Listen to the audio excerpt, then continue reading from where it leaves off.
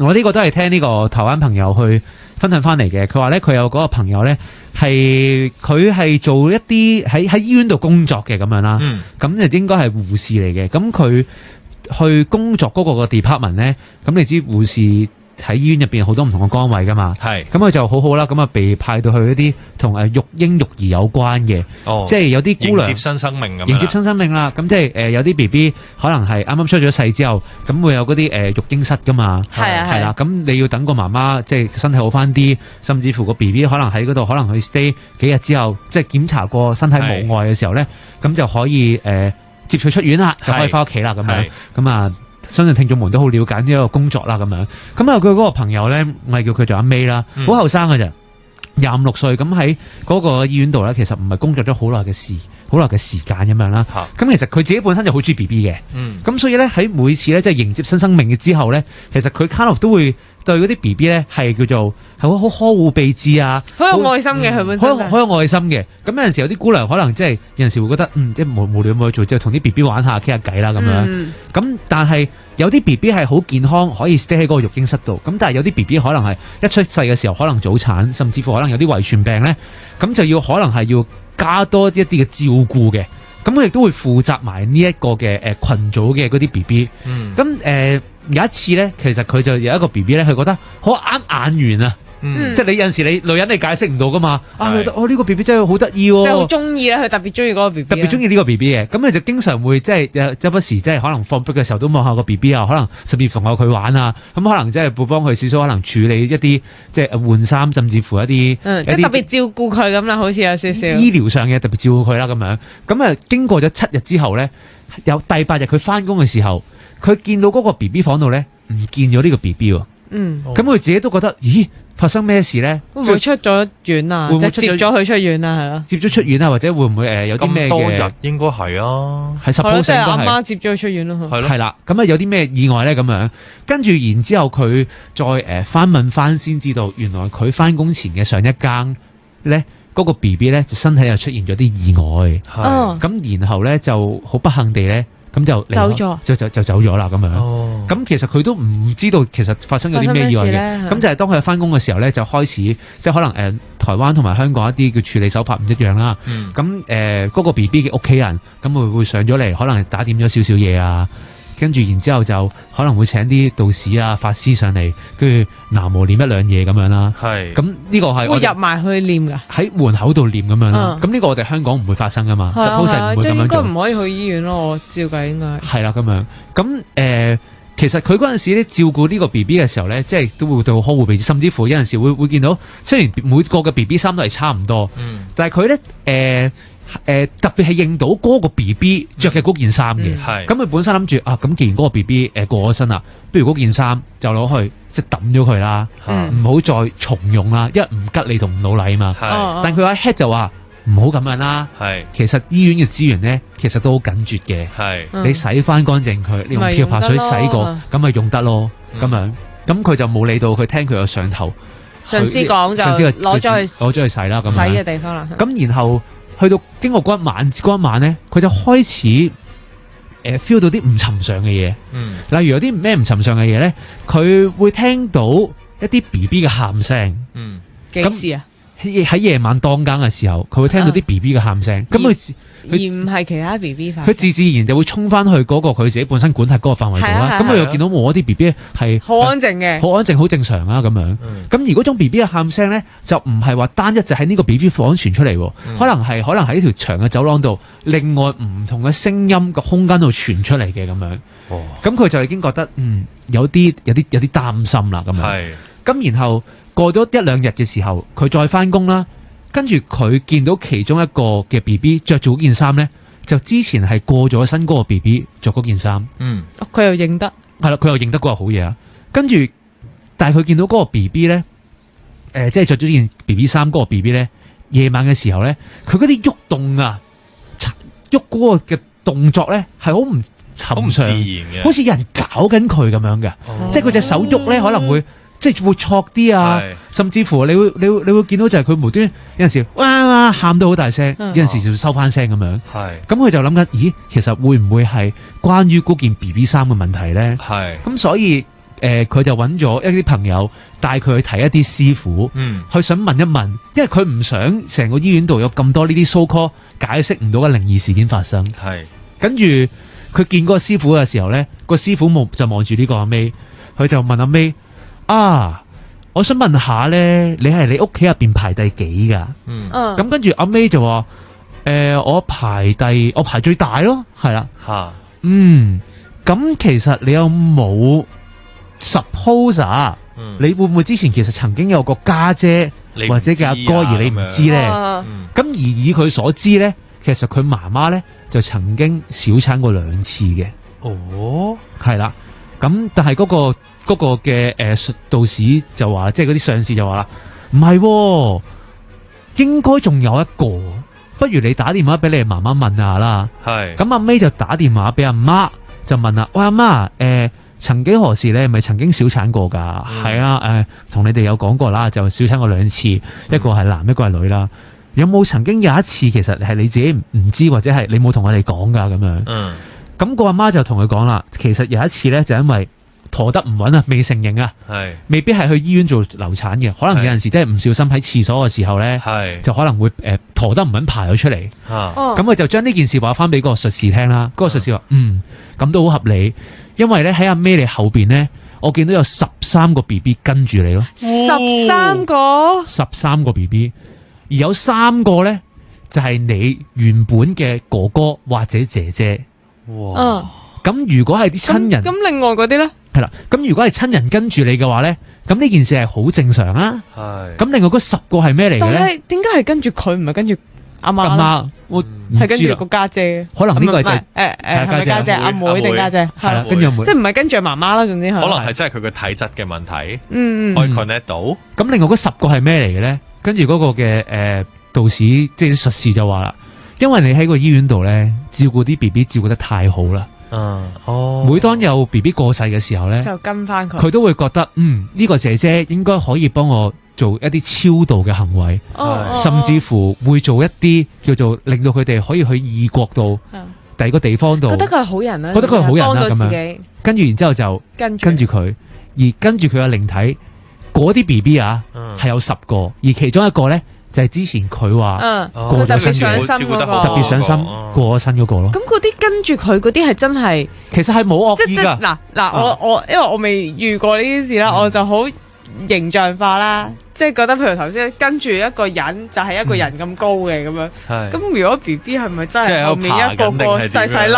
係咪後面一個個細細粒咁樣排住噶？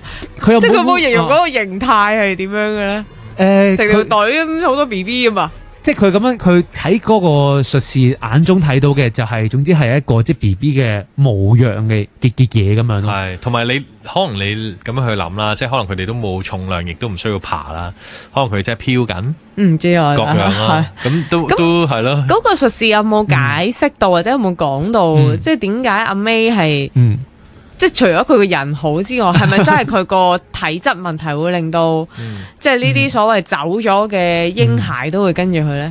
我諗應該係呢一方面有關嘢咯。同埋你諗下，有冇令到佢唔知即係叫做有啲咩唔舒服啊？係啊，即係你好地地，如果咁多靈體跟住你嘅話，但係就頭先咪話有10個嘅，即係唯獨是係啱啱嗰個過身嘅嗰個 BB 咧，先會觸發到開咗佢，感受到一啲 BB 嘅喊聲，即係可能佢對嗰個特別好。connection 嘅一個問題，但係冇話會拖垮佢啲乜嘢嘅。咁啊冇嘅，只不過係可能即係你當你知道你後邊，哇原來有13個，成隊列隊咁樣喺後邊，係啦。但係冇嘅，而家呢刻佢咪可以做到嗰樣嘢咯，就係如果可以嘅，就真係去超度佢哋啦，係啦，帶佢哋去另外一個地方可以安息啦。係嗰可能個師傅都會係啦，即係如果知道係咯10幾個，可能佢都會做啲嘢嘅。係啦，咁啊就呢個就係一個關於台灣喺醫院一個護士照顧 BB 嘅故仔啦。咁聽一聽聽眾會有啲咩靈異故事？護士照顧 BB 嘅故仔啦。咁聽一聽聽眾會有啲咩靈異故事分享啦。好 ，Hello 你好，喂，你好啊，點稱呼啊？曾女士，曾女士你好，係點啊？係我咧佢喺講咧係1年前發生嘅。我以前喺醫院做嘅，即係嗰啲私人嗰啲照顧員啦，私人嘅，私人護理係嘛？係啦，私人嘅就好簡單嗰啲啦嚇，做個零鐘啦嚇，咁咧就會照顧3個唔同嘅病人，咁咧有時會隔離或者附近咧會有啲會有啲病人嘅，咁我通常都會即係望下佢哋啊，咁樣就少少啊同佢哋啊，雖然就唔可以去親自去即係同佢哋傾偈，有啲病人咧就會叫你可唔可以斟杯水俾我啊？咁有時我都會幫佢做嘅嚇。咁咧我咧就每日都會經過個，咁咧有一日啦，就我就同樣咁望下附近嗰個婆婆啦，咁同平時一樣咁樣，咁咧係又笑下。咁咧我就諗下，同平時一樣啫。到第二朝咧，我又係咁樣嘅同樣時間下就翻工啦。係，咁樣我就覺得好奇怪。我話：咦，點解今日婆婆唔喺度嘅？佢又行唔到嘅，冇可能噶。即係佢張床係吉咗嘅。係啦，吉咗嘅。咁咧喺於是我就問下啲助理員啦，即係得閒嗰時候啦。咁咧佢話：嘿，婆婆死咗幾日啦？我話：咁我心話死咗幾日？咁我琴日見到嗰個係，琴日嗰個係邊個嚟啊？即係我心諗啦嚇，你冇出聲，梗係冇出聲啦。咁即係覺得咁我真係會見到佢，琴日嗰個係即係我所見嘅，唔係佢嚟嘅咁樣咯。OK，咁你係未必有驚嘅感覺係咪？因為你都係。個原意都係照顧佢哋啫。而家我有時覺得我又冇害佢，即係覺得有時有啲嘢好奇怪就咁樣啦。但係佢嗰陣時係咩啊？佢喺張床對住你笑㗎，你話係？定係你對住佢笑啊？你話？我對住佢笑望啦佢。係咁，你有冇諗翻啊？佢當時係咩表情？佢和藹啊，長和佢可能啲人照顧佢啊，或者去食緊飯啊，或者同佢即係一啲工作啦。咁平時都係咁噶啦，日日都見慣啦。咁就好正常嘅。係啦，好正常。所以有時候覺得好奇怪啊！啲嘢有時喺醫院添，係好多時候都會見到，即係好耐就會見到，即係會感覺到某一啲靈異嘅嘢嘅會嘅。你覺得係你體質問題，定係嗰度工作環境嘅地方問題？唔係。唔淨止我見到噶，有啲菲傭啊，或者有啲姑娘都講過，即係我聽到佢哋咁講啫。佢哋講嗰啲情況都係同你呢啲類似嘅，即係可能走咗噶啦，但係有啲會搭 lift 嘅，佢哋明明冇撳掣，自己會開門咁樣咯。我記得我一次就好急去廁所，咁咧係嗰排咧嗰度裝修就冇人去，咁我話唉。急得滯唔去嗰度啦，又冇人，即係又滿晒位啦，咁去到隔離嗰度，咁咪去啦。咁你即係嗰條路可能嗰排就比較靜啲，我話唔緊要啦。咁你見到個人同距離三四步咁啊，咁我話跟住行啦，佢又行嗰邊，突然間咦都唔見咗佢嘅，即係有個開到門咯，有個人同你一齊行嘅，原本隔3、4步嘅距離。佢係啊，佢同我一齊行，但係佢同我隔3、4步啫，突然間就消失咗啦。係啦，咁我話。佢又唔係入咗門口，我突然間消失咗。不過我都唔驚，我話急得滯啦，我去咗先算啦。係啊，咁當時諗下，我話可能呢排咧冇乜人行呢條路啊。係啦，去裝修啊，啲人就唔會行呢度噶啦。明白。係啊，所以我覺得唔當時咧喺醫院咧都會感覺到呢啲靈異嘅事件。有時去廁所都係噶，明明聽到有人聲。但係我都好快出嚟，我話咦冇咗啊！見到嗰個人嘅冇嚟行得咁快噶，佢又唔行咗，即係佢又唔係行咗去出邊，咁你就算走啊都走唔到咁快係啦。咁冇嘅，都係你哋照顧佢，我諗係咯，學你話乜嘢嘅，所以唔使佢都唔擔心，所以係咯，冇事嘅。好多謝你，曾小姐，拜拜，拜拜。快啲聽電話先，我哋 Hello 你好 ，Hello 你好，故仔啦，我聽電話先，聽電話先，係 Hello 你好。你好，各位主持人。Hello，點稱呼？我係阿 Van 啊。阿 Van，點啊？有咩經歷啊？講關於咧我朋友嘅，佢哋係應該我諗係呢個事應該發生喺超過20年前咁樣啦。佢哋嗰陣時咧就住喺銅鑼灣個希雲街啊。係。咁咧佢哋住2樓嘅。係。咁咧佢就佢個仔咧嗰陣時大概3歲到啦。咁咧佢就識得即係已經講嘢啦，識得同埋同你哋溝通到冇問題啦吓。咁咧佢就發覺啦，有一排咧，咦點解佢個仔咧，點解成日夜晚黑就唔嚟瞓覺嘅？就喺度成日喺度玩喎，坐喺間房度玩。因為嗰陣時佢個仔唔舒服啊，佢哋成日咧都即係搬咗去同埋佢同一間房嘅。哦，咁佢就話：你瞓覺啦，爸爸媽媽聽日要翻工㗎，你乖啦。佢話：唔瞓。咁佢話點解啊？咁佢又冇講喎。所以都有一日，隔咗可能2-3日到啦。咁佢就再問個仔啊：你乖啦，點解成日夜晚黑先嚟玩啊？哥哥同我玩咯。邊個哥哥啊？咁就指住窗咯，嗰度咯。佢哋喺度行緊啊。佢話行緊添啊？係啊，佢話唔止一個啊。咁佢話係啊。而家有幾多個？2個。冇，我哋瞓覺啦，太夜啦，唔好啦。佢話咁佢話拜拜。佢話做乜嘢啊？哥哥話走咯，拜拜啦，同我。咁佢咁好驚啦。唔知話咁啊，心諗死啦，係咪有事咧？咁咧點知蘇花有一次啦，就同即係我同佢個奶奶啦，阿 Auntie 傾偈，咁啊講起咯。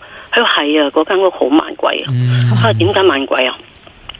有一次啊，我喺廳度日頭啊，我睇緊本書，突然之間覺得有啲嘢咧控埋嚟。咁我心諗，因為其實佢奶奶咧嗰陣時喺鄉下咧就見慣好多鬼，好大膽嘅。咁咪心諗。唔緊要啦，我又冇煩到你，即係依間屋我都係租嚟住嘅啫，佢咁諗啦吓。咁佢話咁佢冇嘢啦，一路睇，點知佢喺個心度諗啫嘛，又冇講出嚟。係啊，點知咧佢又睇，佢隻手咪揸住本書嚟睇噶嘛。佢望住呢隻手，點解有支紅色嘢嘅，俾人搣咁樣紅色，瘀咗即刻嘅。自己隻手係啦，然之後咧再睇下，咦？由佢由嗰個手掌上啲嗰度開始搣佢即係佢形容咁樣啦，搣佢咁樣，然之後一路一笪，死啦！上到手臂啊，唔得啦，唔可以唔理啦。咁咧佢就扮嘢啦，當唔知。哎呀，好攰，好眼瞓啊！咁啊，冚埋咗本書啦，咁啊翻入去房啦。咁佢話咧嗰陣時就即係有驚啊，咁啊冚大被冚個頭啦。咁話咁之後有冇搞你啊？佢話冇啊，可能佢知我知驚咯。佢話可能佢覺得你唔驚啊，我自己整你啦咁啊。咁佢有冇覺得痛嘅咧？佢一路即係有一笪冇㗎，淨係望到自己嘅隻手咧，咁樣一笪咁樣咧，哇，係咁上嚟喎。係咁真係好多人驚啊！咁佢心諗日頭嚟嘅啫，日頭嚟點解會咁嘅咧？咁樣咯。咁後尾咧，我就問：咁你哋點樣啊？因為我唔記得咗佢哋有冇佢哋之後有信教嘅。之前咧，佢奶奶咧，好似係乜都唔信嘅。咁佢就因為佢諗住佢由細到大都撞慣鬼噶啦，咁樣諗。咁我話你哋有冇點樣處理？佢話係冇啊，因為佢哋嗰陣時諗住就嚟移民噶啦，仲爭唔知半年到。佢話反正佢都冇乜嘢會搞我嘅，咁咪算啦。咁但係即係之後佢都會遇到一啲嘢嘅。咁嗰陣時我已經唔記得咗啦。咁佢就係話咧嗰間屋有鬼咯，同埋佢成日都撞到鬼嘅咯。咁嗰個小朋友佢話見到有哥哥同佢玩咧，大個仲記唔記得咧？有冇問翻佢？之後唔係啊，佢驚佢個仔之後記得驚，咁就唔敢講。其實如果類似呢啲事咧，而家有冇時間？我講得好快，又係啲小朋友遇到鬼。你講嘛？咁咧有一次咧就係我朋友咧佢哋咧就係住喺沙田嗰啲居屋度嘅。咁佢嗰陣時咧就係佢哋嗰個居屋咧就係好耐啊先至俾人入住咁樣嘅，咁又要裝修啦。咁後尾咧佢哋我講一講個環境啊，佢間居屋咧就係對住咧一個山嘅，而嗰個山咧。咁其實咧係有啲人哋話嗰啲金塔，即係擺嗰啲骨咧，擺嗰啲人骨啊嗰啲咁嘅，佢望到嘅，直情望到。我去佢屋企我都望到嘅，即係有幾個咁樣咧，好遠嘅。咁樣咧，佢就有一次佢個侄女咧就去佢屋企啊。嗰陣時佢哋湊住佢侄女先，咁我朋友就瞓緊覺啦，佢個侄女喺個廳度，淨爭佢同佢嘅啫。咁佢聽到啲聲，點解佢侄女同人講嘢咧？冇理由噶，佢得一個人。咁諗住有啲小朋友會自己玩自言自語講嘢都唔定啦，咁啊不以為意啦。咁後尾咧，佢就話咯，佢突然之間即係出嚟聽啦，佢醒咗啦嘛，去洗手間，咁啊聽到個小朋友話唔使你同我玩啊，我自己玩。咁佢心諗，咦，點解佢講咩嘢啊？間屋得我同佢啫，點解會咁嘅咧？咁佢唔好落去咗洗手間先啦，後尾出嚟就問佢嘅侄女啦，你頭先同邊個講嘢啊？同婆婆咯，婆婆係啊，邊個婆婆啊？唉，佢啊，人哋成日喺度玩啊，成日煩住人啊，成日話啊同人哋玩啊，搞亂晒人哋啲嘢，又唔我中意同自己玩，唔中意同佢玩啊。哦，佢話你見到佢幾多次啊？出現過幾次咯，我成日都同佢講叫佢走啊。哦，你有冇見過呢個婆婆啊？之前有冇見過？冇啊。佢話你幾時開始見啊？最近咯。咁咧，佢好驚啦。咁佢就同佢嗰個侄女講啦：你下次見到婆婆咧，你唔好鬧婆婆啦。你唔出聲啦，你自己玩啦，你唔好鬧佢啊吓。佢話唔係咧，一陣間婆婆嬲咧，會罰你噶，知唔知啊？咁佢話哦咁樣咯。咁拉尾咧，佢哋咧，佢咁我話你有冇揾人即係點樣睇啦嗰啲？因為佢咧，佢爸爸媽媽咧就係信教嘅，基督教嘅。咁咧，佢哋幾姊兄弟姊妹咧就唔信嘅。咁但係咧，佢哋就即係諗住點算啊？但屋企有 Bible 啊嘛。咁佢哋咧就諗住咁點算啊？爸爸媽媽又唔會俾我哋揾人嚟整嘅喎。點啊？咁話冇辦法啦，不如擺 Bible 喺度啦，揭開佢啦，又學下佢哋祈下禱啊咁講啦。佢唔敢講俾佢爸爸媽媽聽噶。咁咧拉尾我唔知點解佢哋唔講啦，因為佢信教噶嘛，佢哋兩夫婦。但係都係佢個女嚟嘅喎。係啊，我知啊，但係佢哋唔知點解又唔肯同，即係我話佢嘅爸爸媽媽兩公婆都聲擺 Bible 喺度。係啦，咁佢就諗先，即係有第二本 Bible 噶嘛，佢唔止一本噶嘛。咁佢將嗰啲 Bible 咧就打開佢，打開佢之後咧，咁佢就冇聽到佢侄女講啦。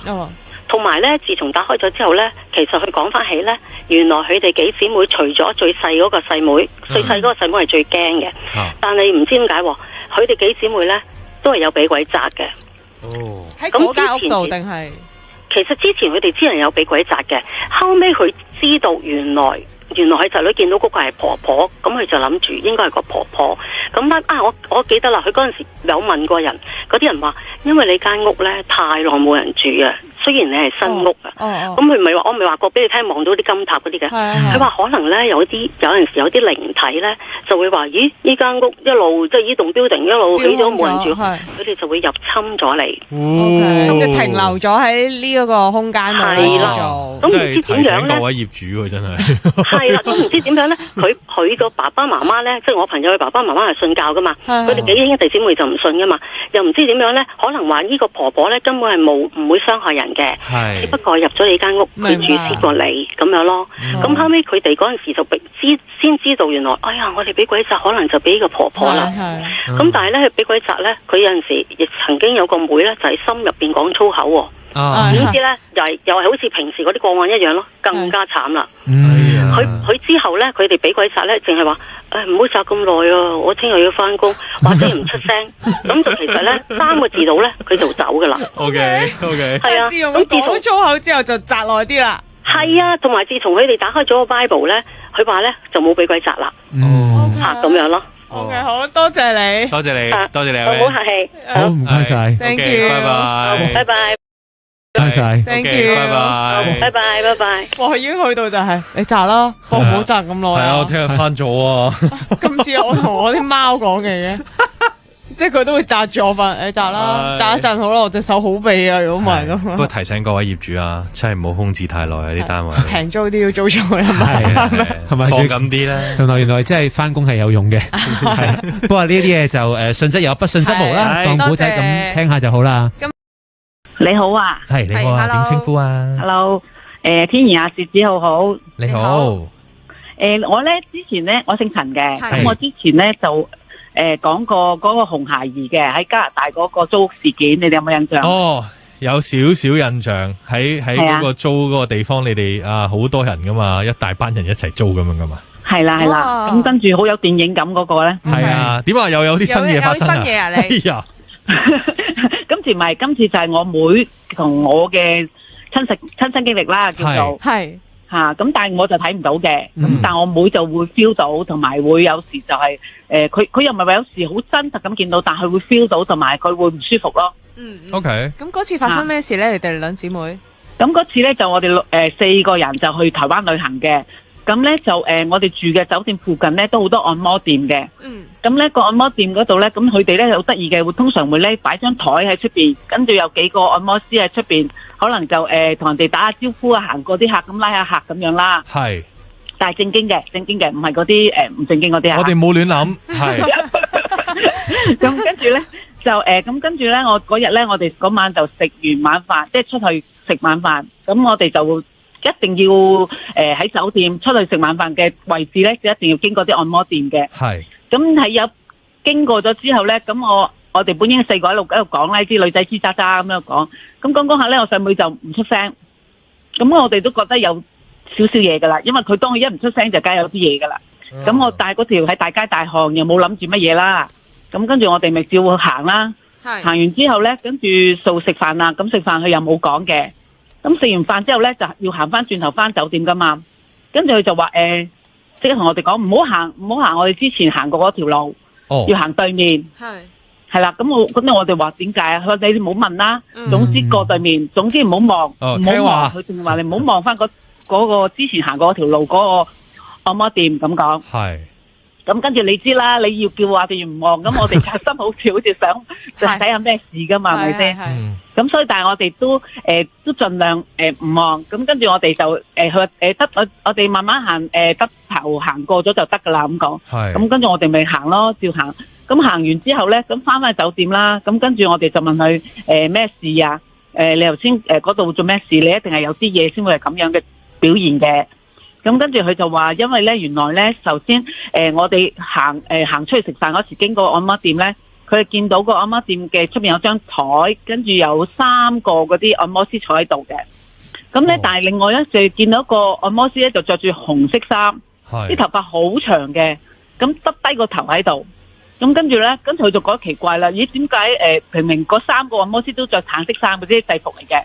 咁點解佢明明就會着紅色衫咧？就要耷低頭，同埋好長頭髮嘅。佢話去到差唔多地㗎啦咁樣嘅。哇！咁好驚喎。係啊，唔係頭髮係樹根嚟嘅咯。係咯，好。所以佢就已經 feel 到係應該唔係正常嘅嘢啦。係唔對路啦。跟住但佢就唔出聲，咁佢就去行過，咁佢見到嗰個女士咧，佢係個頭慢慢向上咁樣，即係想遞上嚟望嘅。因為我哋啱啱行過嘛幾個，咁跟住後尾佢即刻唔望佢，即刻同我哋講，即係當我哋同我哋望住我哋啦。咁跟住就過咗，咁所以咧佢就即係擔心，唔知佢會唔會即係對我哋可能會想望我哋啊，定點樣啦？咁所以佢就到翻嚟嗰時就話我哋唔好行翻嗰邊啦。咁亦都叫我哋唔好望啦，因為佢見到佢翻嚟嗰時喺對面嘅嗰條對面嗰條馬路嗰度都見到佢仲喺度嘅。哦，係啦，咁所以咧佢就同我哋講，即係就叫我哋唔好行嗰條，就行翻對面走咁係啦。避免一啲不必要嘅嘢啦。但係佢冇話佢，即係佢見到啫嘛，因為得佢見到。咁佢有冇講話對方見唔見到佢咧？即係佢見到嘅呢一個物體有冇見到佢發現？你見到我㗎？有冇互望？即係四目交投嘛？係咯，見到佢開始個頭慢慢向上望咯。由我哋差唔多到嗰時咧，佢慢慢向上望咯。咁佢就驚死啦！佢會唔會係想望我哋咧？咁樣咯。咁所以嗱咪過咗啦。過咗之後到翻嚟嗰時，咁就有呢個咁嘅叫我哋唔好望嗰邊咯。OK。係啊。但係佢就冇任何咩事情繼續再發生落去嘅，即係佢冇話跟住你哋行啊嗰啲，冇呢啲嘢嘅。冇嘅。係啦，翻到去酒店都冇嘢嘅。原本可能想按摩，想揼下骨嘅，過一日之後都唔敢啦。仲緊過未揼咯，應該係咪先？緊張到個頸都緊埋啊！不過我哋之前都會即係對面都好多按摩店，我哋都會去開咗1-2間嘅。不過間就真係冇去過，但係只不過就咁啱我妹望到有咁嘅情形啫，咁啊更加唔會入啦。我想問嗰間嘅門面有冇話比平時你哋去嗰啲係可能個裝飾唔同啲啊咁樣咧？咁會暗啲嘅，我哋平時嗰啲咧就光猛啲，我哋都揾啲光猛啲嘅，佢就比較暗啲，同埋就少人嘅，係啦。本身嗰3個技師個外貌都係正常噶嘛，係嘛？正常嘅，佢話正常嘅，但係佢哋都唔知道同佢哋同台坐埋就一個，但係有啲係咁講咯，因為又唔知係咪佢哋養嗰啲啦，因為佢哋有啲人話會養供奉啦，咁咪養嘅供奉一啲咁樣等你生意好啲咯。招財啊，招人啊。但係陳小姐啊，即係呢個就係即係你妹妹睇到嘅一個經歷咁樣啦。會唔會其實即係你同妹妹都即係一齊即係啲往事認識咗咁耐，會唔會有啲往事又可以分享下？即係阿妹妹突然之間有一日，家姐唔好行去嗰邊咁樣，即係會唔會有呢啲咁樣嘅情況會出現？有啊，我哋成日旅行咧，佢都係一個明燈嚟嘅，基本上。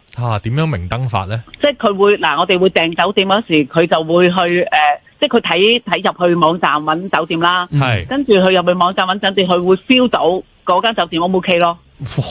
哇！即係點啊？佢喺透過啲相啊，即係好似嗰啲睇相已經 feel 到啊。係啊，睇相已經 feel 到啦。佢係睇相直情會睇到嘢添㗎。佢會 feel 到呢間嘢咧，即係咁講啦。佢就話最好酒店就一定要有窗嘅。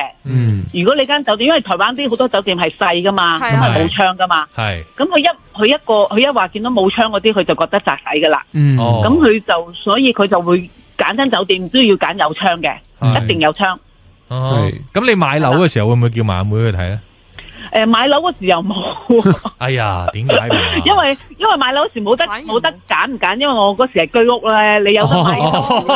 即係抽到派到嗰個單位啊！你要放棄又好難嘅，呢個難過撞鬼啊，係咪先？係啊，你唔係買私家樓嘛？買私家樓我就或者會嘅，但係公屋即係買居屋冇辦法。冇事啊，你連抽嗰個運氣都抽到啦，係啊，仲驚咩啊？咁甩唔驚？係啊，夠旺啦已經。所以我好多時咧同佢酒店就會有時都會，即係雖然佢會睇到有冇問題，但係有時即係始終去到或者因為可能我哋幾個人有時4至6個人去旅行咧，咁通常會幾間房，咁可能有時有機會有啲房都有機會有嘅，不過佢都話呢啲係正常嘅，因為始終每個地方都會有佢哋嘅存在。係啊，只要佢唔搞我哋唔好搞佢，咁就 OK 噶啦。好 OK， 多謝你，多謝你分享啊！下次我去旅行去睇酒店嗰啲，我會揾你嘅妹妹幫手啊，妹約你阿妹啊，我驚佢。咁又唔好咁，係啊，好問下意見咁啫，唔好話咁複雜嘅，係咪？係啊，多謝你陳小姐，好，拜拜。咁啊，啱先咧，即係我覺得阿陳小姐嗰個故事咧，令我諗起一個短短地嘅，又可以同大家分享啦，又係關於一個即係着紅衫又係長頭髮嘅一個女鬼嘅故事。咁呢個故事好簡單嘅啫。咁啊，就係有一次啦，即係喺去朋友屋企玩。咁去朋友屋企玩嘅時候咧，咁啊當然有其他嘅朋友咁樣啦，一齊玩咁樣啦。咁喺嗰個過程裏面咧，其實有突然之間有個同學仔咧就話我要走啦咁樣。咁於是咧佢就走先啦。咁啊離開咗嗰個地方嘅時候咧，過咗冇幾耐，佢突然之間翻轉頭，佢話翻轉頭佢就問啦，佢話：喂，我想問下咧，點解咧你哋架 lift 嗰度咧會有個人企喺度阻住我哋嘅？跟住又唔俾我搭 lift 佢咁樣，跟住佢話吓，冇理由嘅。跟住個屋主咧就同佢一齊行出去出面啦，咁啊睇下咩事啦。冇啊，冇人阻住啊。跟住嗰個同學仔咧話唔係，嗰度有個人。跟住話吓，邊度啊？咪企喺個 lift 口嗰度咯，個 lift 口嗰度有個女人企咗喺度。咁佢話吓，冇。跟住佢哋全部人 V 哇鬼叫咁樣走翻晒入屋度。佢話你見到嗰個係咩人嚟噶？佢話我真係見到一個着住紅色衫、長頭髮嘅女人企咗喺度咯，咁樣。跟住嚇到成班同學仔 V 哇鬼叫啦喺度。咁但係當然嗰件事係真定係假，冇人知道啦。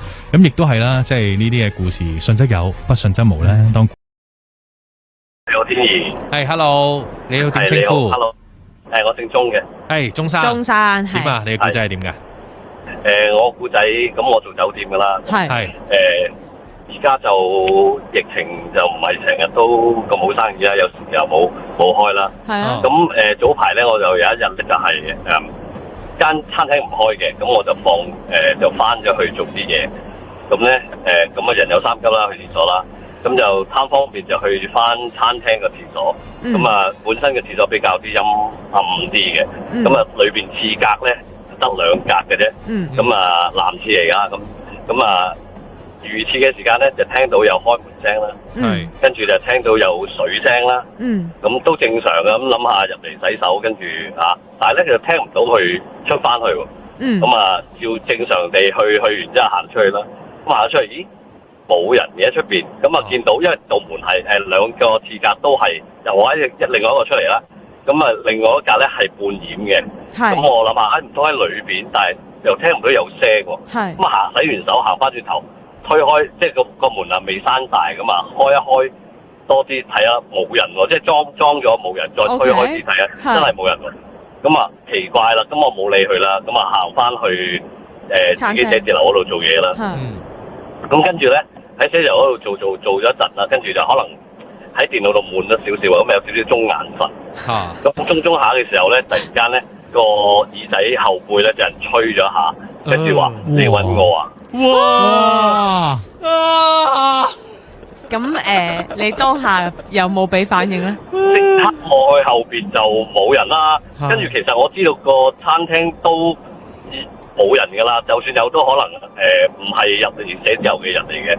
咁即刻就熄埋個電腦，攬晒自己啲嘢就去第二度咯，走去第二度。鐘生啊，嗰把聲咧係男人聲啊，定係女人聲嘅？男人聲實嘅，男人聲實嘅，係咁合理喎，男廁好虛嗰啲定係點樣咧？即係嗰啲比較沉聲啲嘅。你揾到啊？唔使刻意扮嘅，你係咪要扮到佢話係呢把啦？係咯，咪就係呢把咯。呢個係你第一次遇上咁樣嘅事啫。喺呢間酒店裏邊。即係之前你有遇過其他酒店咯喎。我打過嚟噶啦，之前。你係酒店大亨啊？你認唔到我把聲？好嘢。佢係酒店大亨啊！原來你都認唔到啊，子豪。我認唔到，我都認唔到啊！你係咪把聲唔同咗嘅？點解？係咯，你把聲，你個電話係咪換咗啊？你唔好講酒店大亨啦，太多人知啦。唔係啊，其實酒店大亨都冇人知你係邊個嚟。以為係玩嗰個 board game 係啊。你之前個節目好多人聽㗎，佢哋成日聽㗎。係咩？我收到啲電話，佢哋問我係咪我嚟嘅，我話唔係。唔係啊嘛，咁誇張！即係你打電話俾啲客會認到你係酒店大亨。佢哋話有聽翻你哋網上嗰啲節目嘅。多謝佢哋啊！係咯，唔好意思，令到你出咗名。但係你把聲真係唔同咗喎。係咯。我壓低咗少少啦。咁即係你整蠱我哋啦。保護證人組啊嘛。唔係真㗎，呢個都係早幾個月前嘅事嚟嘅啫。OK，即係我自己嘅經歷。我哋上一兩個禮拜度啦，我哋有特別去，即係我哋都有搜集下一啲咧所謂，即係因為有啲人咧就話 staycation 遇到嘅靈異事件咁樣。我真係想問你有冇啲同行都話，因為人氣少咗啊，啲酒店少咗。即係遊客啊嘛，或者總之少咗人住嗰啲酒店啦咁樣，有冇多咗呢類型嘅事件你聽翻嚟咁樣咧？出晒來啊！啲同行度有冇咧？我頭先嗰個就係早排冇咁忙嘅時間咯。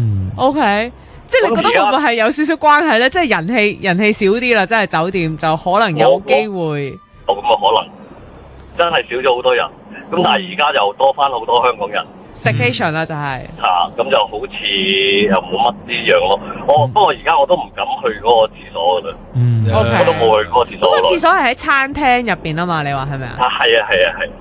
因為我哋員工就要去好遠，即係要落一層嘅。唔好懶啊！咁你係啊，而家唔會嚟噶。你橫掂都少咗人喺 office，都冇咁多嘢做，你行多兩步啦。同埋但係佢吹嗰下咧，我係成個人寒㗎，冇凍㗎，成個彈起嘅真係。你唔好如果就算係人整蠱你，無端你後尾吹，即係失驚無神吹啖氣咁啊！你揾到我都驚。都驚啊！我即係第一下感覺以為係嘅，但係吹完之後嗰下佢再講你揾我啊，咁真係哇爽晒成個人。哎呀，去廁所唔好懶，打電話上嚟更加唔好懶。係啊，你多啲打電話嚟。你同行都應該遇到好多噶嘛，係咪先？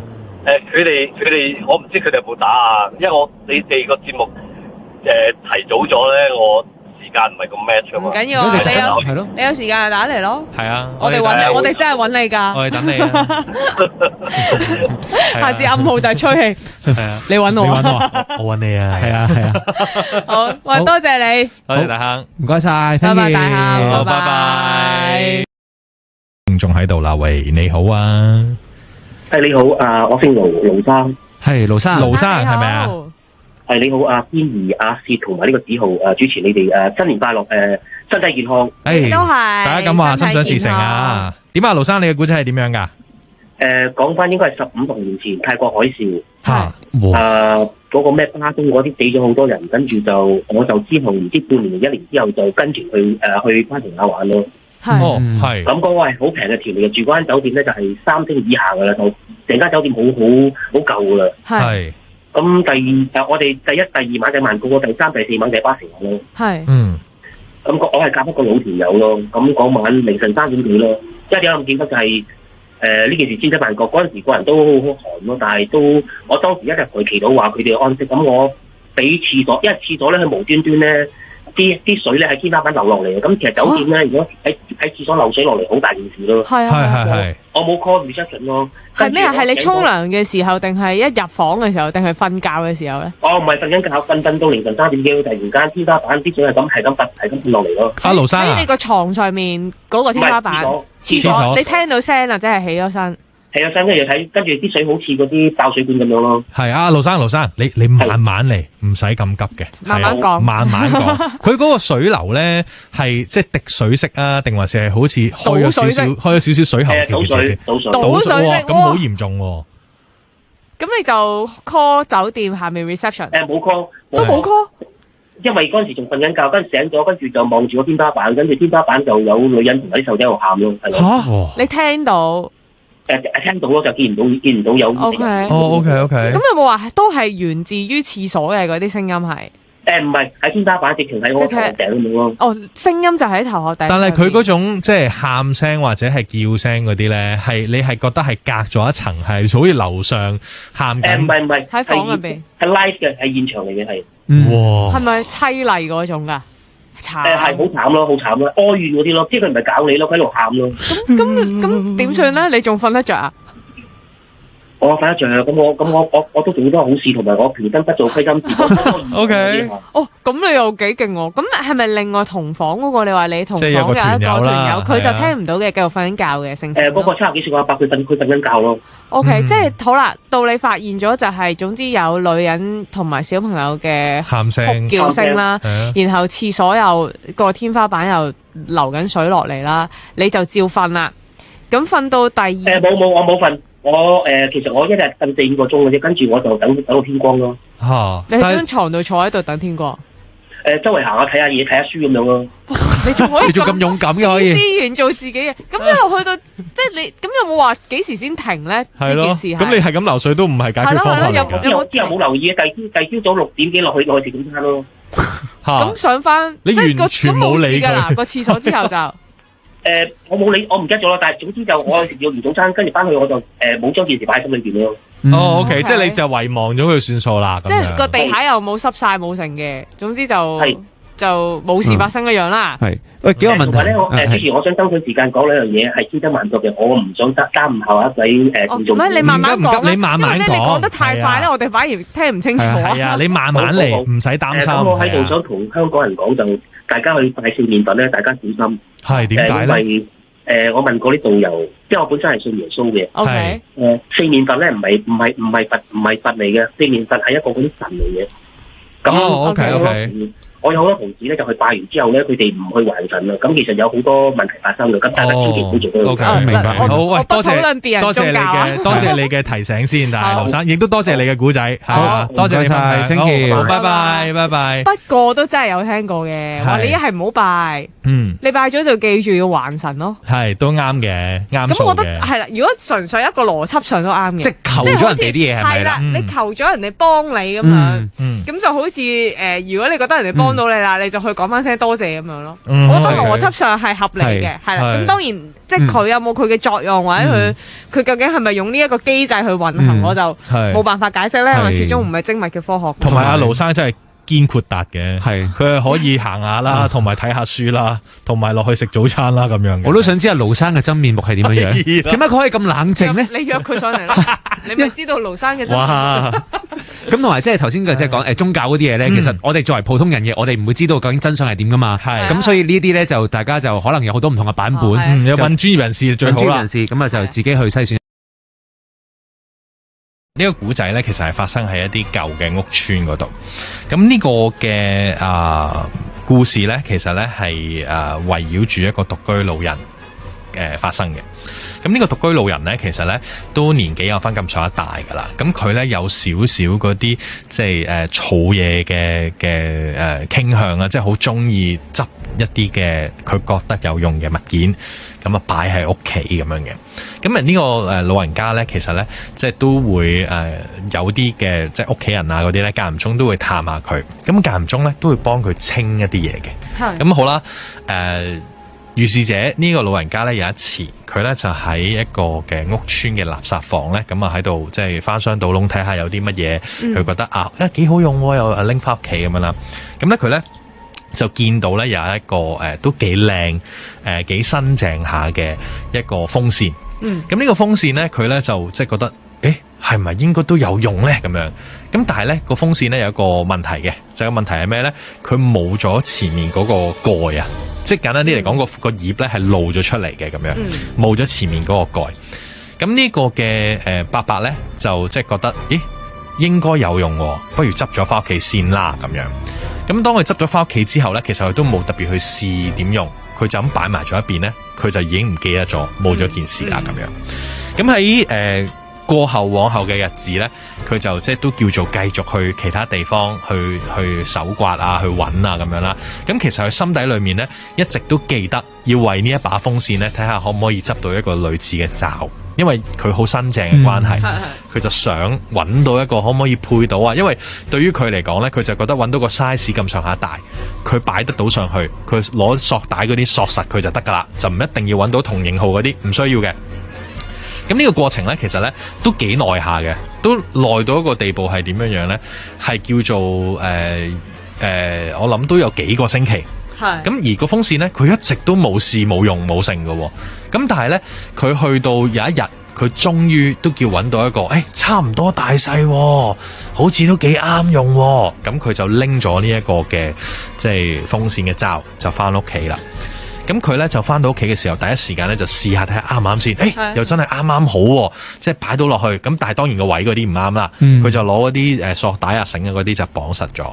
咁佢亦都未去試喎，即係冇去插嚟試，即係純粹就覺得即係佢裝咗啫，裝咗啫，冇事。去到夜晚嘅時候，就喺嗰一日嘅當晚，佢突然之間咧，即係瞓瞓下嘅時候，佢 feel 到有風喎，即係佢 feel 到，點解？冇理由㗎，冇理由，幾好喎！點解無啦啦會有風吹埋嚟咧？佢又覺得會唔會係我即係開咗窗啊嗰啲咁樣啦？佢冇懷疑，但係去到慢慢咧，佢覺得好奇怪，因為嗰啲風咧係好似風扇咁樣掃啊！即係你瞓咗喺床度啦，即係佢係一個人住，佢瞓咗喺床度，個腳嗰啲風咧就由腳掃到上頭，跟住又掃翻上去，由頭掃翻落底。因為如果係窗嘅風就正常係一個方向，係或者一浸咁樣。係啦，咁但係咧掃咗一兩次之後咧又停咗嘅，咁佢亦都唔係好懷疑嘅，即係純粹覺得有啲怪怪地咁樣啦。到佢第三次 feel 到呢啲風嘅時候咧，佢真係覺得奇怪啦。因為佢一擰過去嘅時候，佢見到個風扇着咗，哇！但係佢冇插到電，好奇怪啊！我個朋友試過喺酒店係話嗰個係電嘅窗簾，但係我唔知點解佢係話佢係冇電嘅定係乜嘢啦，係，但係總之佢都係有喐過，係啦，佢都係驚噶咯，然後。梗係驚啦！一下啫，但係佢嗰個伯伯咧都好驚，即係佢都覺得，哎呀，點解會咁奇怪咧？點解會冇插電嘅風扇會自己着咧？咁樣，咁於是咧佢就即係諗住行埋去，就諗住熄咗佢啦。即係都有翻咁上下年紀啦，都冇得驚得咁多啦，熄咗佢，再上翻床就瞓覺算數啦。咁樣，點知瞓到咁上下咧，半夜個風扇又着啦。又係冇插電嘅情況底下，佢自己喐，自己轉。咁呢個伯伯咧已經覺得好唔對路，咁於是咧佢就唔理任何嘢，就執嘢就走啦咁樣。咁跟住咧有一日咧，佢嘅嗰啲即係叫做孫啊嗰啲咧就嚟探佢啦。咁嚟探佢嘅時候咧，咁佢就即係個伯伯就同佢講話，好奇怪啊！呢個風扇咧自己會着噶，我都唔知點解，又冇插電冇剩咁樣。咁跟住咧，佢呢個孫咧就話，我識有朋友，都可能對呢奇怪嘢有識點處理嘅，咁我不如叫佢嚟睇下啦，探下你啦，公公咁樣。咁於是咧呢個朋友即係呢個孫咧就帶咗佢朋友一嚟，佢一嚟到嘅時候，呢個朋友咧就話：哇，都幾唔對路喎！佢話其實阿公公屋企都幾多嘢嘅喎，咁樣。咁佢話幾多乜嘢？佢話都幾多嘢咯，咁樣。總之就好多嘢啦，因為我睇到就好多嘢咯。不過佢哋就冇惡意嘅。咁跟住佢話我公公就係話 feel 到呢一個風扇有問題啊。咁樣佢話梗有問題啦，因為有個小朋友坐咗喺度啊嘛。哇！佢話可以坐到喺個風扇，即係佢意思係坐咗喺個風扇隔離啊，坐喺風扇隔離，即係依附住佢咁啊，好似係啦，即係好似喺度玩緊啲掣啊嗰啲咁樣樣。咁佢話梗係有問題啦，佢喺度玩緊啲掣嗰啲撳喺度亂咁撳咁樣。咁唔知係因為啲乜嘢嘅原因導致到佢可以有通到電，定唔知係夠力量定唔知點啦。總之就係佢不停喺度玩緊嘅，就係嗰刻。佢撳得着，佢可以令到個風扇喐，係咯。咁所以就係喺嗰一個嘅位置裏面，佢就覺得好驚啊，好奇怪咁樣。咁於是咧，呢個公公咧都覺得唔好啦，唔對路啦。咁不如我都係擺翻喺原位啦。咁燒翻啲嘢，咁就算數啦。咁樣佢都冇特別去做啲咩嘅處理，即係亦都唔敢去問究竟，即係呢個小朋友係點嚟啦，係點解佢會即係黐住呢一把風扇，呢把風扇擺喺邊度，佢又跟住喺邊度咁樣。咁總之就係嗰件事就係咁樣。有冇話點樣請走佢或者係處理？冇啊！佢有冇抌咗把風扇？佢有抌咗佢咧。佢最簡單呢個係。佢純粹就係將把風扇，即係阿伯伯就將把風扇擺翻喺原本嗰個位。咁亦都就即係叫做落去衣紙鋪買咗啲嘢嚟燒咗佢。咁就唔好意思啊，即係都有怪莫怪啦，咁樣。咁而家咧就擺翻你喺原位啦。點啦，咁樣就算。但佢唔係換過啲嘢嘅咩？佢就係擺咗個罩咯。係咯，即係會唔會淨係除翻？即係可能即係要除翻個罩擺翻去原本咁，即係使唔使做呢個程序？咁但係之後就都冇乜嘢古怪嘢發生嘅。咁但係咧，我覺得最吊詭嗰樣嘢就係嗰一個嘅朋友，佢話：哇，喺你公公屋企都幾多嘢喎咁樣。咁可能真係同佢拾荒呢個嘅動作有關係，因為有好多。好細個阿媽已經叫我即係唔好喺街度亂執嘢咯。係啊，尤其是梳妝台。乜都係啦，即係唔好亂執嘢翻屋企啊！人哋跌咗嘢都唔好亂執啊，咁樣咯，類似係咁嘅意思咯。係啦，我今日有一個可以分享嘅，呢個係關於即係嗰啲閉路電視嗰一類嘅。哇！呢啲都係好驚啊！我有朋友咧，佢話佢以前公司同事講過俾佢知嘅，仲要係佢當時做 part time 嘅嗰一間公司度發生嘅。咁咧就話佢哋咧就首先 office 入邊就裝晒 cam 咁樣啦。咁與此同時咧，佢哋 office 入邊咧其實都會，即係你有啲屋企都會噶嘛，你電視係望到出邊 lift 嗰度咧，電視望到出邊，即係你有人入 lift 咧，個 lift 嘅閉路你屋企都會望到㗎嘛，屋企可以校到台，可以校到嘅。係啦，走廊咧就應該係冇嘅。睇下唔同地方，係啦，有啲地方係有嘅。咁但係咧，我呢個朋友佢話佢當時做 part time 公司咧，基本上係一條龍式嘅閉路電視係咩咧？即係由下面入去嗰度啦，我哋屋企都係咁噶，去到走廊啦。好，我哋係嗱，即係我哋當係我嗰個大廈啦，個大廈咧外牆咧個外圍啦，咁其實咧由你落巴士去到行到去我哋有啊，都有閉路，都睇到嘅。即係佢嗰個通道係可以呢個方向係巴士站嚟噶啦。總之巴士站再行過少少，你就已經喺個閉路電視睇得到佢入咗鏡啦。跟住轉彎就係入到去大堂門口。即係你係可以見，譬如假設你老婆翻嚟，你係可以由佢嘅巴士站嗰度，係啦，就一路行入屋苑，你都會見到咁滯㗎啦。望到佢係入翻入 lift 度咯。翻入屋就未有嘅，係啦，翻入屋即係個 lift 度。我朋友嗰個咧就話，佢話佢哋走廊其實都裝咗兩個 cam 嘅，但係就唔係即係唔係大廈包嘅，嗰個就應該係佢哋類似自己喺門口一啲範圍度。即係冇理佢啦，咁佢就裝咗兩個咁樣啦。咁佢話咧有一件事發生過咧，就話曾經咧有嗰個同事講俾佢知呢件事咧，就曾經發生過咩咧？就話有一晚嘅夜晚，佢哋咧就類似佢哋係講緊一啲嘅 project 咁樣嘅，咁。當其時咧，佢哋做到咁上下咧，其實就走得七七八八噶啦咁樣。咁但係咧，就剩翻有兩個同事喺度，佢哋就其實咧前嗰可能一兩分鐘啲人先啱啱散嘅啫，佢哋兩個只係未走啫，所以佢哋即係仲喺度即係執緊少少手尾啊，pack 好自己啲嘢，即係類似咁啦。咁突然間咧有個同事咧就打電話上嚟，咁佢就啱啱走咗冇幾耐嘅啫，咁就打上嚟啦，咁就話。喂，你幫我睇下我個唔知銀包定係乜嘢喺唔喺度啦？總之佢漏咗嘢，咁就想個同事幫佢望下喺唔喺個 office 度。咁啊一望咧就話，喂喺度喎，使唔使攞落嚟俾你啊？咁樣講佢話，唔使啦，算啦。我啱啱上的士啊，算啦，我落翻車攞啦，即係佢要攞翻嗰樣嘢先。咁佢就好啦，咁話好啦，咁你上嚟拎啦咁樣。咁佢哋咧就因為嗰個係女仔嚟嘅。佢哋咧就唔知點解咧，就心血來潮咧就開住個閉路電視，因為佢哋咧其實係搬緊一啲貨入翻去佢哋 office 入啲嘅位置嘅，咁所以佢哋唔知係咪驚，即係可能睇佢唔到定係乜嘢，總之佢哋就開咗啦，就真係。其實會跟住佢哋就推啲貨入去咁樣啦。其實佢會撳鐘咯，我唔明點解你要開住啦，但係總之佢開咗啦。咁咧佢咁啱咧就有一個同事咧推完一兩箱貨，跟住佢行翻出嚟就先啦。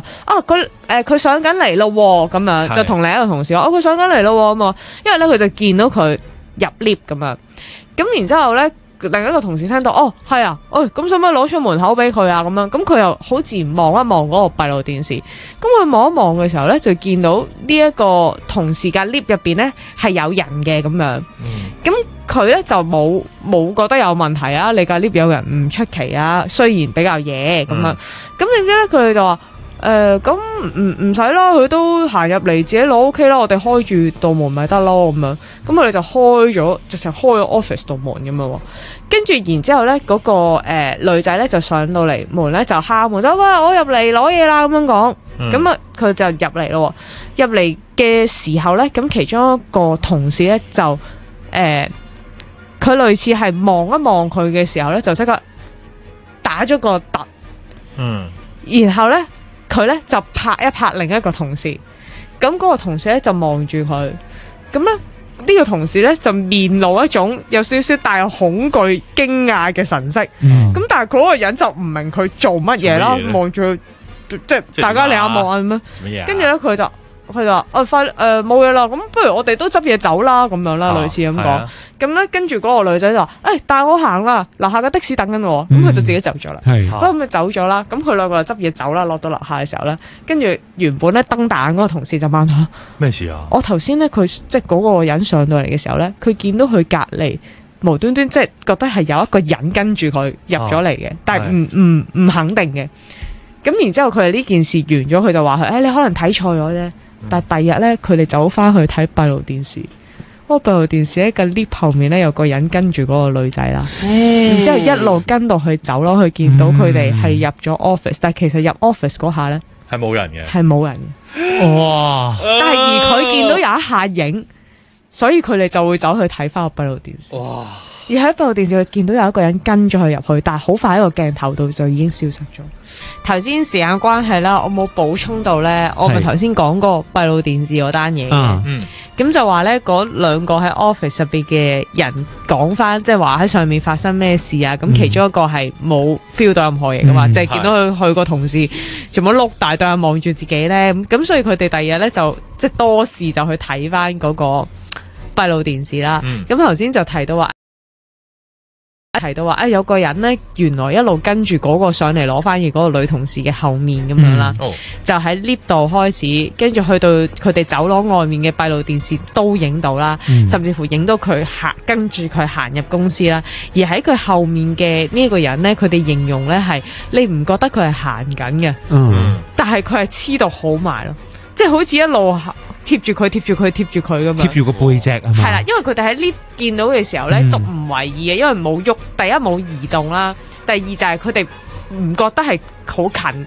即係總之有個人喺佢後面咯，咁但係到佢睇翻就係走廊嗰啲閉路電視咧，睇到佢有一段距離行過嚟嘅時候咧，佢就睇到後面係有一個人咁樣嘅物體，但係基本上佢嘅移動咧係冇可能咁貼到前面嗰個人嘅咯，正常。同埋你會貼到前面嗰人咁近咁樣行咯，同埋我哋形容為佢哋唔覺得嗰個係行，係好似就漂浮喺度，總之就喺後面不斷跟住咁樣，所以佢哋就好鬼驚，就覺得一定係嗰啲嘢啦咁樣。我喺網上面咧就收到有位朋友仔咧就 send 咗個故仔俾我，咁啊佢話你分享啦，佢即係佢男朋友嘅經歷嚟嘅，咁啊即係應該都係叫一齊去經歷噶啦咁樣，因為咧呢一位嘅網友我哋暫時叫佢做阿 May 先啦，係啊，咁阿 May 咧佢咧就同佢男朋友咧就好中意遊車河嘅，咁啊好中意咧揸住架車咧喺即係唔同嘅地方啊，周圍行嚟行去啊，去搵地方啊，又去即係去露營啊嗰啲啊，有車中泊啊嗰啲咁樣啦。咁而咧喺有一次佢就話咧有一個晚上，咁啊咁啱咧就兩個人食完飯冇嘢做，不如又去遊下車河啦咁樣。咁啊於是咧兩個人咧就即係坐住佢哋嘅心愛嘅車咧，就一齊咧就周圍去遊走啦。咁佢話咧嗰一次咧去嗰個區域咧係其實佢都算係叫熟熟地嘅，即係經常慣常就不如就去嗰度啦，因為可能又住又唔係好遠啦，近近地咁樣啦。咁佢就話去嗰個區域嗰度就慢遊咁啊，遊咗一輪咁樣。咁遊下遊下咧，突然之間咧，佢男朋友咧就話啦，不如我哋去遠啲咯，橫掂今次又冇嘢做咁樣，我去遠啲啦咁樣，好去咯咁樣。咁啊，去到再遠啲嘅路程嘅時候咧，咁佢哋開始有啲路咧已經唔熟噶啦，即係唔係好知道究竟係邊度打邊度咁樣噶啦。咁佢個男朋友咧就話，不如我哋咧兜下啲小路睇下點咯咁樣。咁嗰陣時咧，嗰啲路咧應該就已經係好似入咗人哋條村嗰啲咁樣嘅路噶啦。咁當一轉咗個彎位，準備入去條村度嘅時候咧，咁阿 May 咧就覺得唔係幾舒服，佢就覺得個頭開始頭重重，有啲辛苦，有啲攰，唔知係暈車浪啊，定係點樣唔舒服。總之就係周身唔聚財咁啦。嗰刻佢冇同佢男朋友講，咁佢男朋友咧就繼續揸住架車，兩個人咧就即係一邊聽住歌，一邊向前行咁樣行一段路。阿 May 咧越嚟越覺得唔舒服，開始感覺到個身體好重，即係好似有嘢墜住自己咁樣，個頭又痛又周身唔舒服咁樣啦。咁佢就同佢男朋友講，佢話不如我哋翻去啦。我有啲唔係幾舒服啊咁樣。跟住佢男朋友咧就話，應該 OK 噶啦，我哋應該就嚟兜個大彎咧，就過咗呢個地方，跟住我哋就可以出翻去噶啦。唔使掉頭嘅，咁啊繼續向前行。咁啊行多兩行嘅時候咧，突然之間咧，佢男朋友咧即係停咗架車，咁啊準備掉頭。咁佢女朋友就即係阿 May 就覺得好奇怪，點解你無啦啦？即係你無啦啦頭先又話唔掉頭向前行，點解突然之間又掉頭嘅？跟住佢話你唔好講嘢啦，我哋總之掉頭走啦咁樣。咁於是咧佢哋就掉頭走，咁又揸翻嗰程車。咁阿 May 嘅情況咧開始緩和啦。咁啊緩和到直頭冇事咁樣啦，就話橫掂我哋兜咗咁耐，不如去食宵夜啦。但係嗰陣時佢一望埋去佢男朋友嗰度嘅時候咧，佢見佢點解流晒汗嘅？即係飆冷汗嗰隻流晒汗。我問佢你冇嘢啊嘛？你做乜嘢啊？咁樣翻到屋企先講。咁於是咧佢哋兩個人就即係揸車翻到屋企咁啊，翻到上去房度嘅時，即係翻到上屋企嘅時候咧，佢男朋友咧就將頭先發生啲咩事就講俾佢聽。佢話咧原來咧，當佢個女朋友問咗佢呢個，即係同佢講咗呢個問題，佢話不如我哋調翻轉，即係翻去啦，我哋走啦咁樣嘅時候咧，佢話咧喺個車度咧嘅倒後鏡嗰度，佢講完嗰啲說話之後，佢話唔緊要啊，兜個圈就得噶啦，我哋走到噶啦。佢望一望個倒後鏡，佢發現多咗個人坐喺架車度。而呢個人咧，佢話其實係睇唔清楚個樣嘅，唔知係因為太黑嘅關係定係點樣，總之就睇唔清楚個樣。咁但係無啦啦多個人，你點樣都驚啦，係咪？咁佢嗰刻咧就唔出聲，佢好驚，即係驚動到佢，嚇親到即係阿 May 咁樣。咁啊，當佢繼續向前行嘅時候咧，後面嗰個人開聲，佢就話：你再行，我碾死你女朋友。哇！佢真係咁講，即係開玩笑。佢嗰刻，總之就係佢好驚啦，即係佢死啦，即刻就停車，掉頭走。咁佢當佢走咗，即係開始越嚟走嘅時候咧，後面嗰人就消失咗啦。咁我諗應該有機會係去咗一啲唔應該去嘅地方，唔知係人哋私家地方啊，定還是係因為一啲乜嘢緣故而撞到嗰個靈體啦。總之就係佢哋以後咧都唔敢喺嗰個區域裏面亂咁行，因為嗰個區域嘅路其實都真係相當之複雜嘅，即係嗰種凌亂嘅程度係你會覺得，究竟我應該點樣兜咧？點樣兜？好明顯唔係車路嚟噶啦，係嘛？佢應該係，我冇即係我有問佢嘅，我話算啦，我唔講啦，唔講得太 detail，我費事嚇親人。我估計啦，應該係一啲車路啊、村路啊，好混雜嘅一啲地方，係啦，應該係北區嘅嗰啲地方。咁我又冇 detail 問，咁佢又唔想講，咁我就唔問唔講啦。咁但係嗰一刻嗰一個嘅反應或者嗰一個說話嗰樣嘢，其實的而且確係真係好得人驚。就係你再行，我碾死你女朋友。咁樣。跟住之後就自此之後，佢哋就冇再去過嗰個區域度有車禍啦。好彩係咯，真係好彩噶。其實即係我好彩嘅意思係咧，好彩佢哋感情好噶。如果個男朋友憎個女朋友咧，可能踩個油門。你有先，即係就害佢啊嘛。就睇一睇恐怖，佢隻嘢講真定講假嘅咧？我有一個就真係，你可以話真係跣個 friend 噶啦。我有一單係咁樣嘅，我聽到係係喺酒店入邊發生嘅，典型嘅去旅行嘅鬼故嚟嘅。呢個係一個就話說當事人呢，就同一個 friend 佢哋當時係兩個人一齊去旅行嘅。咁啊兩個去旅行呢，就去到一間好似係我唔記得係台灣定日本，佢話。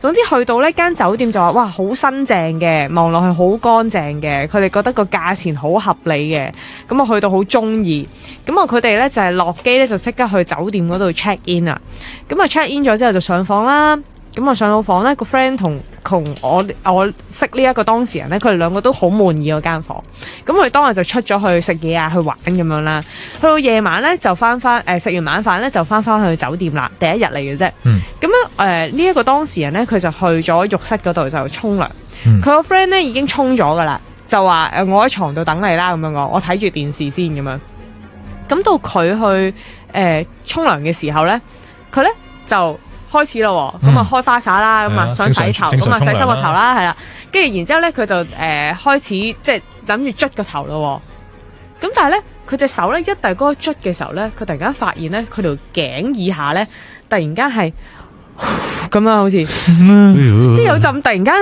吹過嘅涼風，咁佢下意識即刻就係擰轉頭啦，係啊，應該唔會，第一下冇嘢，跟住佢又調翻轉，又開始咯，又想開始捽個頭咯。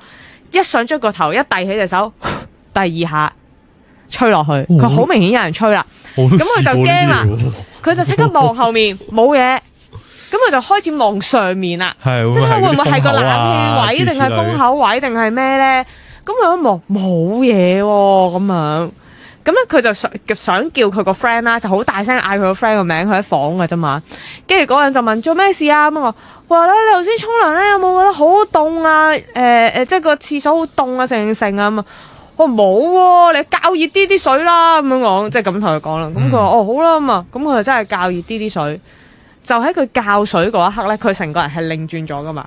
喺佢較水嗰一刻咧，佢後面又係喺佢條頸對落吹落去。咁佢就好明顯啦，呢下知道，咦，我換咗我個位喎，都有嘢吹到。但係係啦，同埋。第三下咯，佢好明顯覺得係吹有嘢係向住佢條頸吹，而唔係喺個浴室嘅氣流嘅問題。係。咁但係呢一下呢，佢就即刻又係向後望啦，自然反應。佢話今次一望呢，有一個人踎咗喺個浴缸上面個邊緣度。佢話呢，睇落去呢，係好似嗰啲加咗 filter 嗰啲好淺嘅色咁樣嘅，但係佢好清楚見到係有個人踎咗喺個浴缸上面，佢就喺浴缸入邊就係沖緊涼啦。咁佢就即刻大叫啦，即係話佢好驚，即刻大叫啦。咁啊房外面嗰個人啊，即係佢話做咩事啊咁樣講，就衝咗入嚟。係。咁衝咗入嚟之後你做咩事啊？你冇嘢啊嘛咁樣講，跟住佢就發現，咦，佢應該見唔到喎。咁但係其實佢仲喺度嘅，唔係佢叫嗰下入嚟咧，我唔知係0點幾多秒啦，佢其實已經冇咗噶啦，消失咗啦，係啦。但係嗰個 friend 衝咗入嚟睇下佢做咩啦，咁我冇嘢，你做咩事啊？我以為你跣親定做咩？跟住佢咧就決定唔講，係因為佢個 friend 都係冇遇過呢啲嘢嘅，以佢所知，咁佢就覺得即係，唉，我冇理由嚇佢啦，唔好嚇佢啦，係啦，咁啊，其實佢哋2個女仔嚟嘅，即係咁，所以咁佢就話冇啊，我俾啲水辣親啫，我沖完就出嚟噶啦 ，OK 噶啦，咁樣講啦。咁佢又唔敢叫個 friend 喺個浴室度陪佢啦，因為你又要解釋佢又就係費事嚇佢啦。好啦，咁個 friend 又出翻去咯，佢就繼續沖涼，跟住咧佢心入邊就講話我路過啊，就係即係你唔好搞我啊！即係佢心入邊講佢咁，我路過啊，你唔好搞我咁樣。咁然之後佢就極速啦，9秒9就即求其洗2嘢就走啦，即刻就喺佢就嚟即係洗完噶啦，基本上佢已經笠咗毛巾，諗住衝出去嘅時候，就喺佢衝出去門口嗰一下嘅時候咧，佢咧覺得自己收到一個信息個腦入邊，就。佢收到一個信息就係好啊，即係佢總之收到信息就係好啊，即係我放過你咁樣。啊，佢唔知係咪啦，總之佢覺得好啊咁樣咯。咁佢就衝咗出去間房度啦。佢個 friend 咧其實當時已經瞓着咗，完全冇等佢噶啦。咁佢既然都決定咗唔講俾佢知啦，咁佢都照繼續。佢就話佢瞓覺好快都瞓着咗，冇事發生嘅。去到第2日咧。佢同佢個 friend 咧就搭車去佢哋去玩嘅地方，咁途中就喺度傾偈啦。咁佢個 friend 就講起尋晚咗，你尋晚究竟做咩事啊？嗌到咁樣。不過我好早就瞓着咗啦，我等唔到你出嚟啊，好眼瞓啦。咁佢原本咧都係支吾以對嘅，都係諗住唔講嘅。耍佢。係啦，咁點知咧佢個 friend 咧就講起就話不過其實咧，我覺得咧，尋日嗰間房都幾好，唯獨是個浴室好似咧學你講，唔係啲陰風啊，我淨係覺得咧佢好似即係好壓迫嘅感覺啦，有少少。即係其實個浴室唔係特別細嘅，但係佢覺得有種壓迫嘅感覺。咁佢就忍唔住同佢講：你除咗壓迫，仲 feel 到啲乜嘢？我冇咯，咪覺得好似唔知好壓迫咯。跟住咧，佢就講咗自己個經歷出嚟。咁佢個 friend 咧就。唔係嘛，咁恐怖？佢話不過冇嘢嘅，我諗。不過冇嘢嘅，我諗。可能你太攰啫，即係佢講啲嘢安慰翻佢，都典型嘅，即係安慰翻佢，冇嘢嘅，冇嘢嘅。一係我哋翻去問下有冇得換房咯。如果冇都冇事嘅，即係你唔好嚇自己啦，冇嘢嘅。跟住佢就我唔信呢啲嘢嘅，你放心啦，冇嘢嘅，冇嘢嘅咁講。咁但係佢哋翻到咧都有問可唔可以換房嘅，咁咧例牌咧就冇啊，滿晒啦，啲房真係冇啦，咁樣講唔好意思啊，咁樣講你要瞓翻呢間房啦，咁佢哋照瞓翻啦，咁咧我覺得嗰個當事人都算好大膽嘅，因為咧佢都係照做翻，即係翻去都係照沖涼照剩，咁唯獨是咧佢係入嗰個浴室沖涼之前咧，佢心入邊咧就同自己講嗰句，即係佢即係冇講出口嘅，佢心入邊就話嗱，我真係路過咋，係我住幾日就走，佢心入邊，因為佢好驚會再遇到，我真係好快走噶咋。OK，如果你真係要揾人嘅，你唔好揾我 friend。佢真係講心入邊講咗句咁衰，開心 share 啊嘛。我 friend 我唔驚啊嘛，揾我 friend 啊嘛。咁佢咧，總之成個過程咧冇事啦，冇事冇講啦。咁啊嗰一日之後咧，個 friend 都冇事嘅，沖涼都冇事嘅。好啦，跟住又到第2日啦，好似唔係第2日，好似係成個 trip 完咗之後幾日嘅啫。嗰個 friend 同翻佢講，好似係搭飛機嘅時候講，就同佢講話：喂，其實你知唔知咧？有啲嘢講俾你知。你嗰日講完之後，第1日講完之後咧，我第2晚開始都唔知係咪你講嘅盈餘哦。我第2晚開始咧，我每晚都發一個噩夢，有個女人喺個廁所出嚟追住我。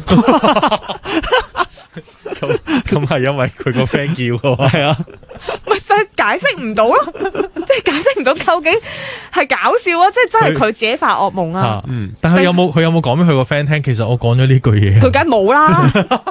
但係佢喺浴室入邊個經歷係佢自己個感覺覺得係100%真嘅。佢亦都真係見到有個人踎咗喺個浴室度嗰個邊緣度浴缸上面。但係究竟係咪真係佢講完嗰句嘢，嗰個人就唔搞佢，轉而搞佢個 friend？但係嗰個搞法係喺夢中啫，又唔係喺翻個浴室度搞佢。但係個 friend 就話：我晚晚都發一個噩夢係。有一個人喺個浴室衝出嚟追住我，佢話好恐怖嘅。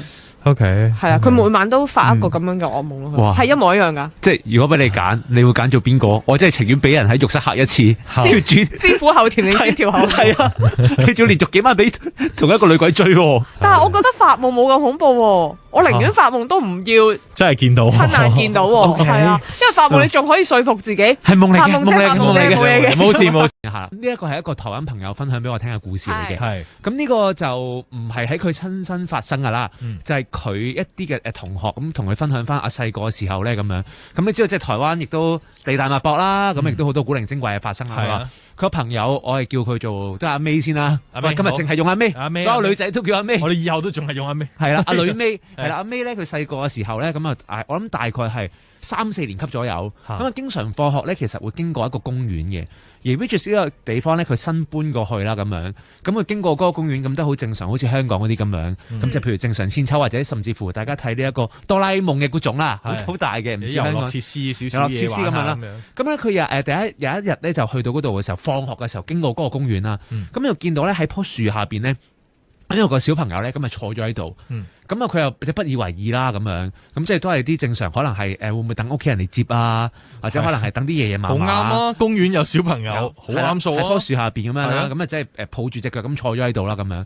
跟住第二日咧，佢經過同一個公園，同一個時間咧，咁都見到呢個小朋友啦。咁但係今次咧就唔係淨係得個小朋友嗰一個人，有其他小朋友，即係有其他人喺佢側邊。跟住佢又覺得即係有啲大人喺度咁樣，同個小朋友講緊嘢。咁都好正常，都冇乜特別啦，都係正常啦，都正常啦咁樣。跟住然之後，佢其實咧嗰一個禮拜咧，佢每一日同一個時間經過嗰個公園咧，都見到嗰個小朋友，但係個小朋友側邊嘅人咧都係唔同嘅。咁我覺得哇，你個家族都幾大㗎喎，咁有趣嘅。咁直到有一日，佢就見到有啲大嘅人去打呢個小朋友。大嘅，即係大人係咪？大人係有個大人係大個人，好似好奇怪。我諗緊係咪一啲巨人？我唔識嘅。係有啲逼，有啲逼街，有啲有啲波，有啲人啦，大人啦，即係有啲20零30歲嘅開始打呢個小朋友。佢唔單止打呢個小朋友，唔單止拳打腳踢，仲想搶呢個小朋友咧攬住嘅嗰一嚿嘢。咁個小朋友攬住啲咩咧？咁然之後應該係佢呢啲書包嘅物體嚟嘅咁樣。跟住佢就好驚啦，佢見到有人蝦緊個小朋友，諗住去附近可能叫啲人嚟幫手。跟住咧，當叫啲公屋即係叫啲附近啲大人嚟幫手睇一睇嘅時候咧，蝦嗰個小朋友啲大人咧就唔見咗啦。咁樣又係得翻個小朋友喺度，得翻個小朋友喺度啦。跟住佢就好心，即係阿 May 就好心行去嗰棵樹下邊，就同呢個小朋友講：喂，小朋友，即係頭先咧有啲人嚟打你蝦你，我哋使唔使即係報警？你冇嘢嘛？咁樣關心下，即係幫你處理呢件事啦。咁個小朋友同佢講話：姐姐，唔使報警噶啦，但係你可唔可以幫我一個忙啊？咁樣。咁阿 May 就問佢：咁你想我點樣幫你啊？因為咧我呢個袋咧就好重，我拎唔起。你可唔可以咧就幫我孭住呢個袋，然後送我翻屋企啊？咁樣。OK。咁阿 May 就覺得即係幫人係好應該好正常，都好簡單啫呢件事。咁同埋頭先呢個小朋友咁樣俾人蝦，都想咧即係送呢個小朋友翻屋企，然後同佢屋企人咧去講發生啲咩事嘅。咁跟住就孭起個書包，咁啊即係拖住個小朋友。咁一路行翻去啦，咁沿途咧，其實個小朋友都冇乜點出聲嘅，淨係笑口咁樣，即係多謝你啊姐姐，麻煩晒你啦咁樣。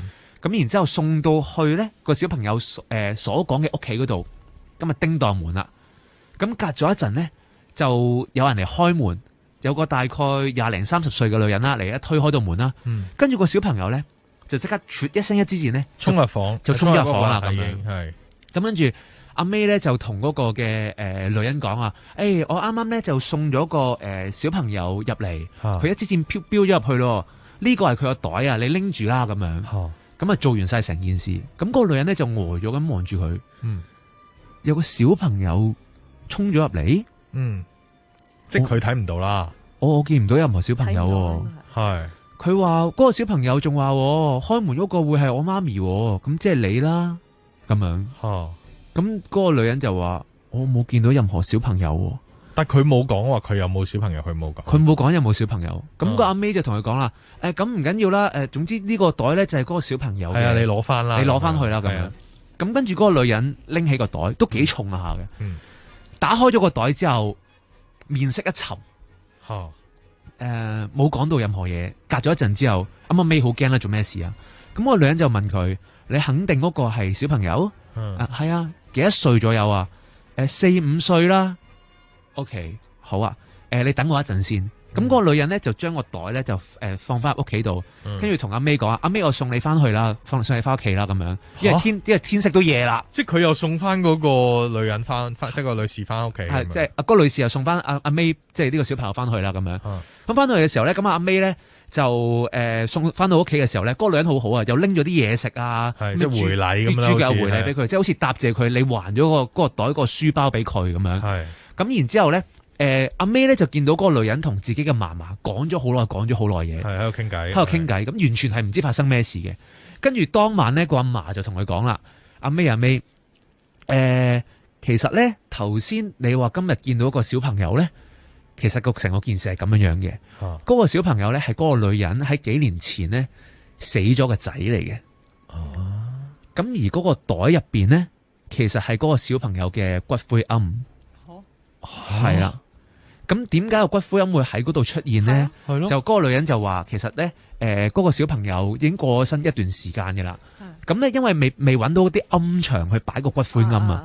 咁佢就放咗去佢工作嘅地方嗰度。咁但係佢啲同事咧，啲清潔嘅人咧就唔小心。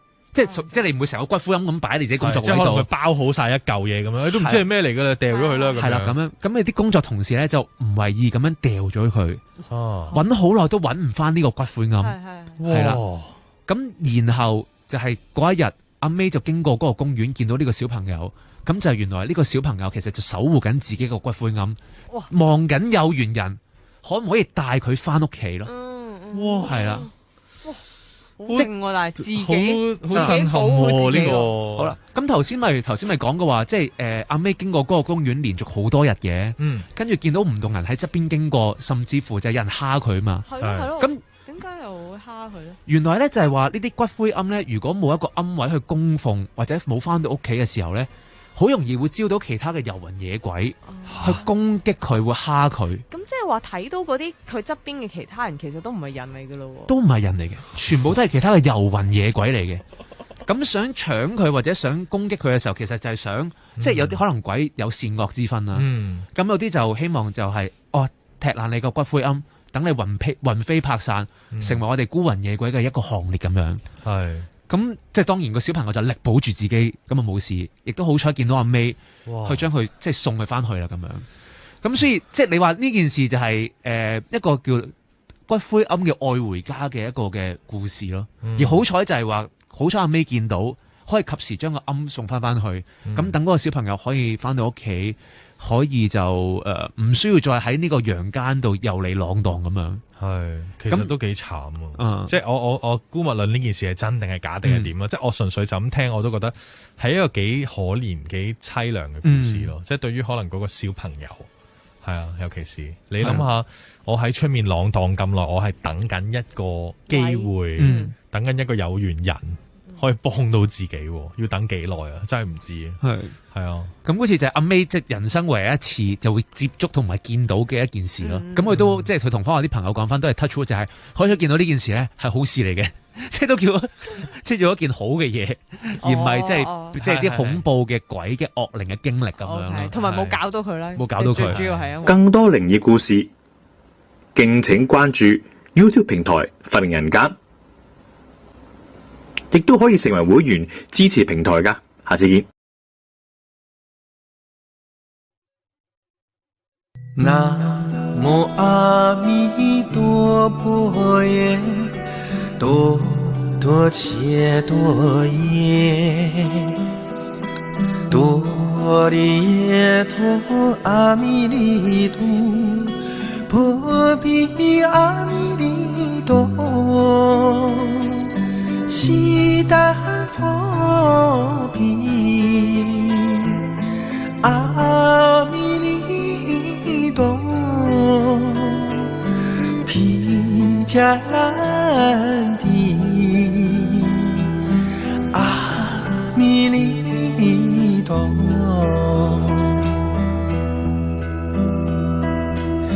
皮加兰多，切米切切诺之多。家里娑婆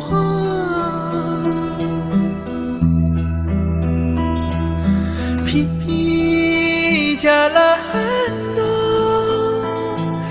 切米切